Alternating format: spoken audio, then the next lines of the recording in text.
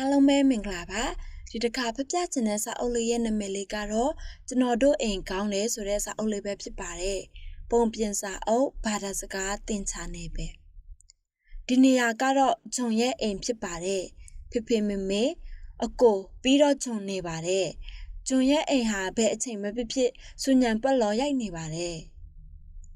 မေမေကမိဘူးကြောင်ထဲမှာရှိနေပါတယ်မေမေရင်ဘာလုပ်နေလဲတားနဲ့တူတူကစားမယ်လေခိရတာရှိတဲ့မုတ်လုံးနေတာခဏလေးပဲစောက်ပေးလို့ရမလားမေမေကထပ်ပြီးတော့ဟင်းကိုတက်ဖေဖေကအဲ့ခန်းမှာရှိနေပါတယ်ဖေဖေရင်ဘာလုပ်နေလဲကျွန်တော်နဲ့တူတူဆော့မယ်လေဟာတန့်ရှင်လုပ်နေတာခဏလေးပဲစောက်ပေးလို့ရမလားဖေဖေထပ်ပြီးတန့်ရှင်ရေးကိုဝီအကိုကအိမ်သာထဲမှာရှိနေပါတယ်အကိုရင်ဘာလုပ်နေတာလဲကျွန်တော်နဲ့တူတူဆော့ရအောင်ဟီစူးစားပန်းစားအီပါနေတာ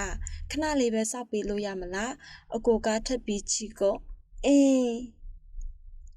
ဂျွန်ဟာအခန်းထဲကိုဝင်လာခဲ့ပါတယ်အယုတ်လေးတွေနဲ့ဆော့ရင်ဆောက်ရမှာပေါ့အခန်းထဲမှာတိတ်ဆိတ်နေပါတယ်ချက်နိုင်အတန်ပဲကြားရပါတယ်စောက်နေရတာတကယ်ပြင်းလိုက်တာတကွီဘိုက်ထဲကနေလည်းအတန်ထွက်လာခဲ့ပါတယ်အားလုံးဘာလုပ်နေကြပါလဲအဲ့ဒီအချိန်တကားအတာလေးပွင့်သွားပြီးတော့ဂျွန်ရဲ့အကြာကြီးစားလိုက်ရတယ်မလားအခုအကိုနဲ့တူတူဆော့ကြရအောင်မေလှုပ်ထားတဲ့အရသာရှိတဲ့မုတ်ကိုစားကြရအောင်ဖေနဲ့အတူတူတချင်းဆိုရင်ကစားကြရအောင်ဂျွန်ဟာအယပယရီပြီးအဖြစ်ပေးလိုက်တာပေါ့ကောင်းတယ်ဂျွန်ရဲ့အိမ်လေးဟာပြန်ပြီးတော့ဆူညံပက်လော်ရိုက်နေပါတယ်အားလုံးအတူတူရှလွတ်နဲ့အရသာရှိစားပြီးပျော်ရွှင်စွာတချင်းဆိုပြီးပျော်ပကစားကြပါတယ်ကျွန်တော်တို့အိမ်ကကောင်းတယ်ချစ်စရာကောင်းတဲ့ဂျွန်လူနောက်လေးအကိုချစ်ရတဲ့မေဖေဘယ်အချိန်ပဲဖြစ်ပျော်ဖို့ကောင်းတဲ့ဂျွန်ရဲ့အိမ်မှာအားလုံးအတူတူကစားကြတယ်ဝေးဟေ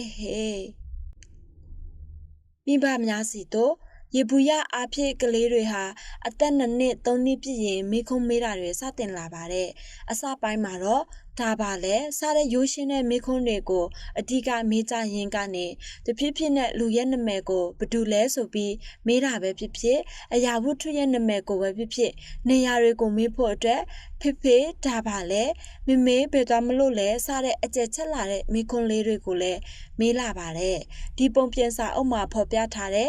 မေရင်ဘာလုပ်နေလဲဖေရင်ဘာလုပ်နေလဲအကိုရင်ဘာလုပ်နေလဲစတဲ့မေခွန်းဖော်ပြချက်တွေကိုထက်ခါတလဲပေးနားထောင်ပြီးတော့ကလေးတွေလိုက်ပြောနိုင်အောင်လုပ်ကြည့်ပါဆက်လက်ပြီးတော့နေ့စဉ်ဘဝမှာဒါပါလဲကဘာလုပ်နေတာလဲဆိုတဲ့မိခွန်းတွေကိုသုံးပြီးကလေးနဲ့အပြန်လန်စကားပြောကြည့်ပါတဘာဝကြနဲ့ပဲမိခွန်းသုံးနှုံးတွေကိုအသားကျသွားပြီးတော့ပုံစံအမျိုးကိုလည်းနားလည်လာကအတုံးချတက်လာပြီးတော့စကားနဲ့ဖော်ပြတက်လာဖို့အကူအညီပေးပါတယ်ဝန်ကွမ်းကလေးသူငယ်အတိုင်ပင်ခံစင်တာချောင်းဟီချောင်းဘာသာစကားအတိုင်ပင်ခံတုတေတီ